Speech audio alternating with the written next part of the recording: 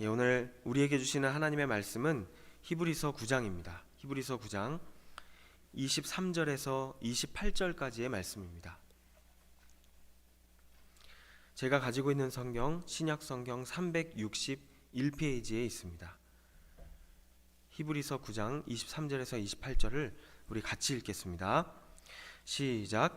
그러므로 하늘에 있는 것들의 모형은 이런 것들로서 정결하게 할 필요가 있었으나 하늘에 있는 그것들은 이런 것들보다 더 좋은 제물로 할지니라. 그리스도께서는 참것의 그림자인 손으로 만든 성소에 들어가지 아니하시고 바로 그 하늘에 들어가사 이제 우리를 위하여 하나님 앞에 나타나시고 대제사장이 해마다 다른 것의 피로써 성소에 들어가는 것 같이 자주 자기를 드리려고 아니하실지니 그리하면 그가 세상을 창조한 때부터 자주 고난을 받았어야 할 것이로되 이제 자기를 죄를 없이 하시려고 세상 끝에 나타나셨느니라. 한 번 죽는 것은 사람에게 정해진 것이요 그 후에는 심판이 있으리니 이와 같이 그리스도도 많은 사람의 죄를 담당하시려고 단번에 들이신 바 되셨고 구원에 이르게 하기 위하여 죄와 상관없이 자기를 바라는 자들에게 두 번째 나타나시리라. 아멘. 오늘 방금 우리가 읽은 본문을 보면 앞부분에서는 우리의 구원을 위해서 진정한 제물이 되어주신 예수님은 어떤 분이신지에 대해서 말씀을 하고 있는 것을 보게 됩니다. 앞부분에서는 예수님이 어떤 분이신가를 이야기하지만 또 마지막에는 다시 오실 예수님에 대해서 말씀하고 있습니다. 이 히브리서 기자가 이러한 내용을 두 가지 큰 내용을 다루고 있다는 것을 우리는 본문을 읽으면서 아마 알게 되셨을 것입니다. 이것을 통해서 우리가 생각해 볼 수 있는 것은 예수님의 희생을 통해서 구원받은 성도는 예수님이 다시 오실 때까지 어떠한 삶을 살아야 하는가 하는 질문을 해보게 만드는 본문입니다. 구원받은 신앙인으로서 감당해야 될 크리스찬의 역할 그리고 책임이 무엇인지를 생각해 보게 됩니다. 그런데 히브리서 기자가 구약에 관련된 제사제도와 또 예수님을 비교해서 구약과 예수님을 비교해서 이야기하고 있는 이유가 무엇입니까? 지난 시간에도 말씀을 드렸지만 신앙생활은 단지 종교적인 이 제사 예식으로 전락해서는 안 되고 반드시 본질을 예수님께서 말씀하신 하나님께서 원하셨던 본질을 회복하며 그 삶으로 살아내는 모습으로 그 거룩함이 나타나야 한다는 것을 말씀하고 있는 것입니다. 예를 들어서 이제 막 군인이 된 사람에게 가장 중요하고 있어야 할 필요한 모습은 무엇입니까? 그것은 옷과 신발과 철모를 얼마나 이 총을요 얼마나 깨끗하고 반짝반짝거리게 닦는가가 아니라 얼마나 싸움을 잘하는 것인가, 이런 모습이 바로 군인에게 가장 필요한 있어야 할 모습인 것입니다. 이처럼 신앙인에게 있어야 할 가장 중요하고 필요한 모습은 엄숙하게 예배를 드리는 모습을 넘어서 세상의 방해와 핍박 속에서도 견디며 하나님의 뜻을 이루고자 하는 삶의 모습인 줄로 믿습니다. 그것이 진정한 거룩이며 하나님께서 원하시는 모습이라는 것을 성경은 말씀하고 있는 것이죠. 오늘 본문의 23절의 앞부분에 보면 구약시대의 제사에 사용되었던 모든 그 제사에 관련된 제단이나 모든 기물, 이런 것들은 지속적으로 거룩하지 못하기 때문에 반드시 피로 인해서 피를 발라서 정결하게 해야 함을 말씀하고 있습니다. 짐승의 피로 항상 닦아줘야 했던 것입니다. 왜요? 거룩하지 못하기 때문인 것입니다. 23절은 이렇게 말씀합니다. 그러므로 하늘에 있는 것들의 모형은 이런 것들로서 이 짐승의 피로써 정결하게 할 필요가 있었으나, 그런데 후반부에 이렇게 말씀합니다. 하늘에 있는 그것들은 이런 것보다 더 좋은 제물로 할지니라. 이게 무슨 말입니까? 하늘에 있는 그것들은 이런 것들보다, 구약의 제사에 사용되었던 기물들보다 더 좋은 제물로 처리해야 한다라고 이야기합니다. 하늘에 있는 그것, 이것이 무슨 의미입니까? 많은 학자들은 이 하늘에 있는 그것은 사람을 이야기한다라고 이야기합니다. 구약 시대에도 하나님의 백성들이 있었습니다. 그리고 신약 시대에도 하나님께 선택을 받은 교회 공동체가 있죠. 이 사람들은 사실상 정결하게 되기 위해서 짐승의 피보다 더 나은 것으로 씻김을 받아야 한다는 의미로 볼 수가 있는 것입니다. 그렇죠. 우리 모두가 예수님의 보혈로 인해서 깨끗함을 받은 사람들 아닙니까? 그것을 이야기하고 있는 것입니다. 그렇게 더 좋은 제물, 바로 예수 그리스도를 이야기하고 있는 것입니다. 그런데 그 다음에 나와 있는 구절을 보니까 그분이 바로 예수 그리스도가 바로 제물이 되셨다는 것을 말씀하고 있습니다. 24절에는 이렇게 말씀합니다. 그리스도께서는 참 것의 그림자인 손으로 만든 성소에 들어가지 아니하시고 바로 그 하늘에 들어가사 이제 우리를 위하여 하나님 앞에 나타나셨다라고 말씀합니다. 예수님은 성소에 들어가지 않으셨다, 하늘로 곧바로 들어가셨다, 이렇게 말씀하고 있는 것이죠.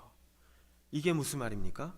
저는 이 말씀을 묵상하면서 예전의 이야기가 떠올랐습니다. 전에 있던 교회에서 새로 담임 목사님께서 오셨습니다. 그리고 그분의 어떤 재신임을 결정하는 투표일이 되었습니다. 그 투표를 하던 날 있었던 일이 생각이 났습니다. 투표를 하기 위해서는 정교인으로서의 자격을 갖춘 사람만이 투표를 할 수가 있었습니다. 예를 들어 정해진 성경 공부들을 수료해야 되고 목장에 소속이 되어 있어야 되고 이런 것처럼 조건이 있었습니다. 그렇게 조건을 만족시킨 분에 한해서 투표를 할 수 있었던 것이죠. 그런데 이제는 원로 목사님이 된 그 목사님이 투표를 하러 투표장에 오셨습니다. 어떤 분이 그분을 보시면서 교적을 확인하신 것 같아요. 그러면서 농담으로 이런 말을 했습니다. 목사님은 성경 공부 수료 내역이 없으신데 정교인이 아니신가 보네요. 그러자 어떤 분이 이런 얘기를 합니다. 예, 맞습니다. 목사님은 정교인이 아닙니다. 그런데 목사님은 하나님이 주신 질서 안에서 정교인은 임명하시는 분입니다. 예수님은 세상에 계실 때 제사장이 아니셨습니다. 제사장의 혈통도 아니셨습니다. 그렇다면 예수님은 어떤 분이셨습니까? 예수님은 제사장을 임명할 수 있는 권위를 가지신 분이셨습니다. 예수님은 하나님의 아들이셨기 때문에 성소에 들어갈 필요가 없으신 분이었습니다.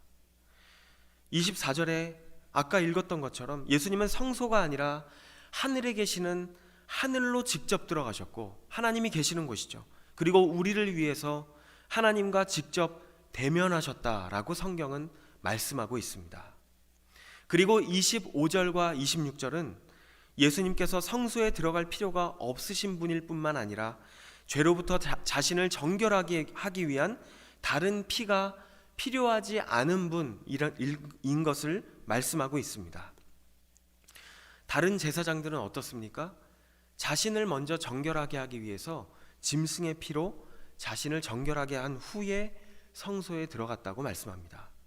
그런데 예수님은 자신이 직접 제물이 되어서 우리를 위해 희생하심으로써 끊임없이 짐승을 잡아 죽여야 하는 그런 불완전한 제사를 단번에 해결할 수 있는 새로운 언약을 본인이 세우셨다라고 성경이 말씀합니다.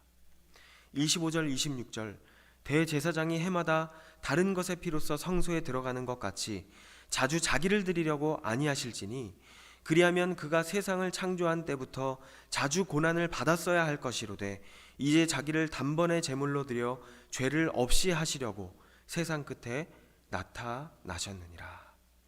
그런데 예수님께서 세상에 오셔서 사람들에게 나타나신 때가 언제라고 말씀하고 있습니까? 26절 마지막에 보니까 세상 끝에 나타나셨느니라. 세상 끝이라는 이 단어가 사용되고 있는 다른 구절에 보니까 말세라는 표현을 사용하고 있는 것을 봅니다. 예수님께서 언제 오셨다고요? 말세에 오셨습니다. 다른 말로 하면 종말에 오셨다는 것이죠. 여러분 기억하십시오. 우리는 예수님이 오신 때부터 지금까지 종말을 살아가고 있는 사람들입니다. 그렇다면 종말을 살아가고 있는 우리가 언제 어디서든 항상 기억해야 할 사실은 무엇입니까? 9장 27절입니다.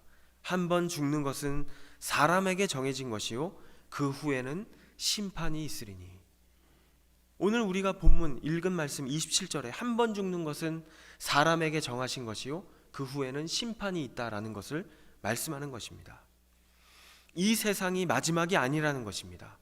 누구에게나 죽음이 기다리고 있다는 것이고 죽음 이후에는 심판을 피할 수 없다는 것을 말씀하고 있는 것이죠. 한마디로 이 땅에서의 삶이 전부가 아니라는 것입니다. 우리 인류의 역사를 보면 르네상스 시대부터 오늘날에 이르기까지 끊임없이 인류는요 유토피아를 추구해 왔습니다. 이 유토피아는 어디서부터 비롯된 단어입니까? 16세기 초에 토마스 모어, 영국의 작가이자 또 정치가이자 성직자라고도 이야기하는데, 이 토마스 모어가 당시 왕위에 대한 부정적인 내용을 언급했다는 이유로 이 유토피아를 쓰고 나서 사형을 당하게 되죠. 그런데 이때 당시에 부패하고 공정하지 못했던 영국의 시대상을 비판하기 위해서 그가 처음으로 사용했던 단어가 유토피아였습니다. 어디에도 없는 곳이라는 뜻이죠. 이 단어가 많은 대중들의 머릿속에 각인되기 시작했던 계기가 있습니다. 이때 당시에는 정교 일치 사회였습니다. 정치와 종교가 하나였던, 문제가 많았던 상황이죠. 문제가 많았던 그런 상황 속에서 또 교회가 부패하고 타락함으로 말미암아 또 많은 논란이 있었던 그런 상황 속에서 당시의 지식인이라고 하는 사람들이 이제는 교회를 중심으로 하는 질서에서 벗어나서 새로운 질서를 추구해야 한다라고 이야기하면서 세속적으로 추구해야 할 새로운 세계관을 제시하면서 사용했던 단어가 유토피아라는 단어였습니다. 그리고 19세기에 소위 우리가 알고 있는 사회주의자들 그리고 공산주의자들이 외치면서 사용했던 단어가 유토피아였습니다. 여러분, 우리가 살고 있는 이 세상에 이들이 주장하는 완벽한 세계, 유토피아가 한 번이라도 제대로 세워진 적이 있습니까? 올 2020년 6월 달에 이 한국의 대표적인 서점 알라딘이라고 하는 서점에서 지난 21년간 1999년에서 2020년 올해까지 가장 많이 팔린 베스트셀러, 그 중에서 SF 소설을 조사했다고 합니다. 그런데 가장 많이 팔린 소설 1위가 올더스 헉슬리라는 사람이 쓴 1932년도에 쓴 멋진 신세계, 이 원제를 보니까 Brave New World라는 이 소설이 이 세계 3대 디스토피아라고 하는 불리우는 소설 중에 하나죠. 이 책이 가장 많이 팔린 것으로 조사가 됐습니다. 디스토피아는 유토피아의 반대말이라고 할 수 있고 결말이 암울한 인류의 미래를 그려낸 소설이라고 우리가 할 수가 있습니다. 이 소설에 보면 미래 시대를 배경으로 하는 이 세계는 소설 속의 세계죠. 전 세계를 10명의 총독들이 나누어 지배하고 있습니다. 그리고 인간이 등급에 따라 철저히 나뉘어져 살아가는 계급사회로 그려져 있습니다. 사람들은 모두 인공수정으로 부하가 되어 만들어집니다. 태어난 순간부터 계급에 순응하도록 철저하게 교육되고 훈련됩니다. 가족이라는 개념이 없습니다. 가족이라는 단어만 들어도, 아버지라는 단어, 어머니라는 단어만 들어도 부정적인 감정이 들도록 그렇게 세뇌가 되죠. 죽을 때까지 30살의 모습으로 살아갈 수가 있습니다. 이 세계에는 불행한 사람이 한 명도 없습니다. 그들은 하루의 일과를 마치고 나면, 자신의 계급에 따른 일을 마치고 나면 소마라고 하는 부작용이 없는 마약을 먹습니다. 그리고 마음이 편안해지면서 인위적인 행복을 얻습니다. 그리고 마약을 먹은 후에 그들은 유흥과 유희를 즐깁니다. 스포츠, 스크린, 거기에 빠져 있다가 나와서 본격적으로 자유 연애를 즐깁니다. 한 사람의 파트너와 오래 육체적인 친교를 나누는 것은 손가락질을 받을 만한 일로 묘사를 합니다. 그렇게 육체적이고 정신적인 통제 속에서 인간은 죽을 때까지 기계적인 역할을 감당하게 되고 사회는 완벽하게 통제가 되어 돌아갑니다. 이 올더스 헉슬리는 크리스찬이 아닙니다. 그런데도 이 사람은요, 인간이 맞이하게 될 이 문명의 위험성을 비판적으로 경고하는 유토피아가 아니라 디스토피아 소설을 썼습니다. 이 책을 전에 읽은 적이 있지만 말씀을 준비하면서 이 책에 대해서 다시 한번 생각해 보게 되었습니다.